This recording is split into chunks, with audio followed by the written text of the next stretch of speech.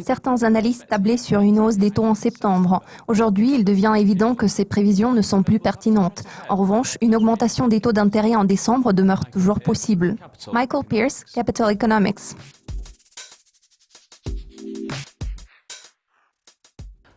Après le discours de Janet Yellen, les marchés internationaux attendaient avec impatience les données américaines sur l'emploi.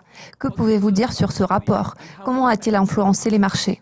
Le discours le plus récent de Janet Yellen a mis en évidence le fait que la décision sur les taux de la Réserve fédérale dépendrait du degré de solidité des données économiques.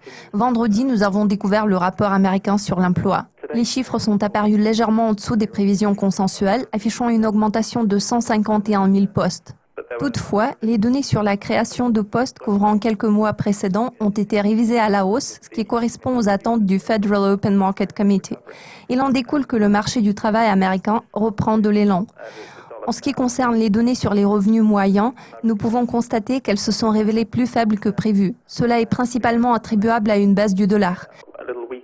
Le rendement des obligations du Trésor américain a également diminué.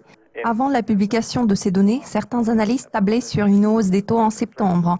Aujourd'hui, il devient évident que ces prévisions ne sont plus pertinentes.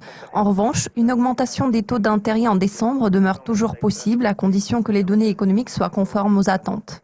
L'indice PMI manufacturier britannique a largement dépassé les attentes, ce qui implique que le Brexit puisse déboucher sur une situation gagnant-gagnant. Ces données, que signifient-elles pour les investisseurs ? Je pense qu'à ce stade, les données en provenance du Royaume-Uni sont très instables. Nous pouvons voir des variations importantes d'un mois à l'autre. Bien sûr, le PMI manufacturier britannique mérite une attention particulière. Pourtant, vu le contexte actuel, il n'est pas étonnant que les indicateurs économiques clés connaissent des fluctuations marquées dans les deux sens. Cette fois-ci, nous avons enregistré une augmentation de la production par rapport au mois précédent. Cela signifie que l'incertitude par rapport à l'avenir des relations commerciales entre le Royaume-Uni et l'Europe a été contrebalancée par l'amélioration de la compétitivité du pays déclenchée par la dépréciation de la livre sterling.